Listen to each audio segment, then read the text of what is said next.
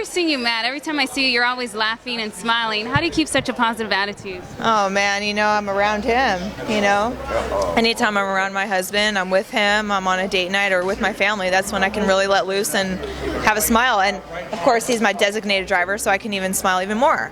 I get to have a couple drinks in there, just it's uplifting. That's really sweet. Since you've been a mother, has your perspective on motherhood changed? Yeah, it has. Yeah.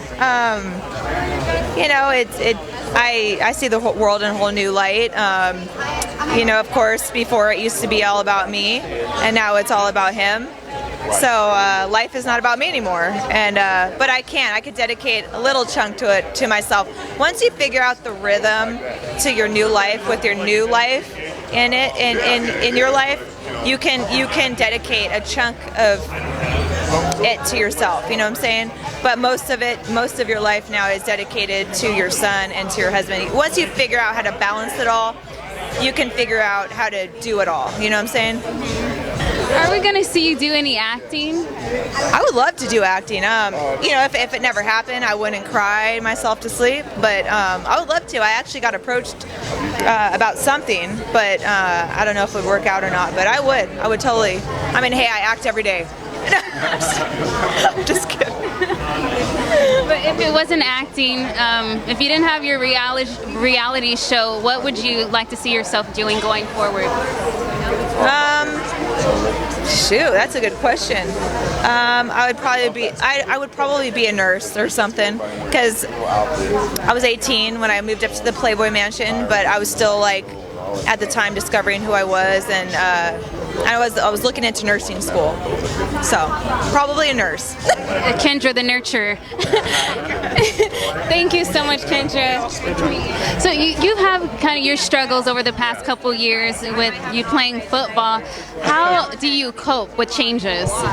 You just got to be able to move on, because so many people like to think about all the good things that happen in their life and put that out there, but if it's not truly the bad things that happen in your life, would you be who you are? Those bad things either make or break you, and if you use them to make you, you only get stronger, and that doesn't bother you ever again. You're able to it helps you strengthen your backbone. I read an article in Star Magazine where your wife said that you decided to give up football. Is that true? It is very true. I walked away, and in fact, we just opened our new elite athlete performance training center on Santa Monica, La Cienega, called Performance Gains, and we already have 37 NFL players going through there. We have MMA guys going through there. We're moving in with professional soccer, baseball, and basketball, and it's a great transition knowing that I have something going on. I know you have a passion for hosting as well. Yeah. What made you interested in hosting?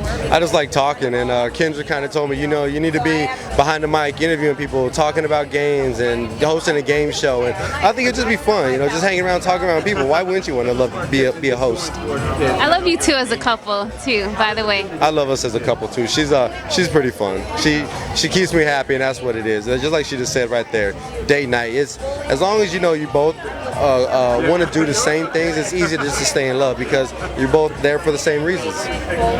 How do you keep the spice in your relationship? I just look at her. That's what it is, and it just makes me want to do something more for her. And it's not always, like sexual stuff, spice like that. It's just this morning I brought her some flowers from our front yard and just put them on her bed. It's just we're doing little things like that, because the spice and all that happens whenever she's happy and she's smiling. So as long as I keep her smiling and happy, the spice will take care of itself. So many great things. Thank you. Nice to meet you, Hank. Very nice. Yeah. Thank you. So tell us about your Kickstarter campaign that you started. Well, Kickstarter, it's an online funding platform that enables my fans and followers, music lovers, to come and contribute toward bringing my project to life. And my project is a recording. And my reason for doing that is to keep the public engaged in the recording process and throughout my career.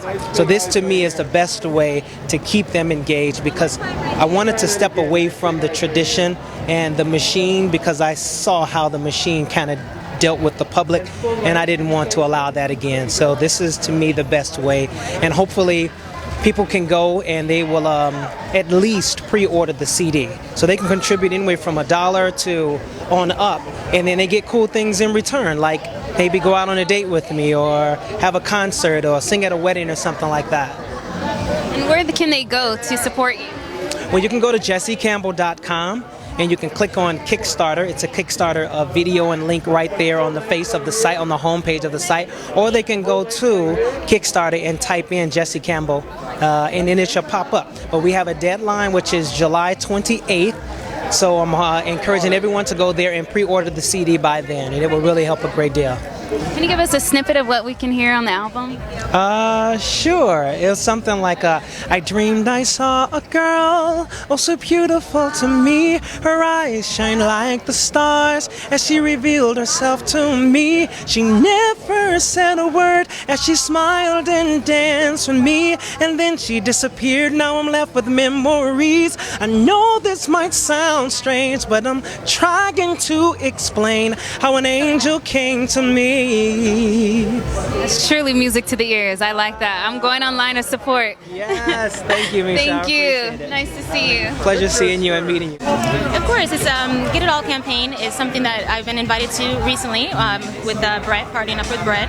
And what we do is basically encourage people to be the best they can be without any excuses. And of course, Brett can go in detail more so, but it's about inspiring and promoting each other and being the best you can and whatever it is that you want to accomplish in life.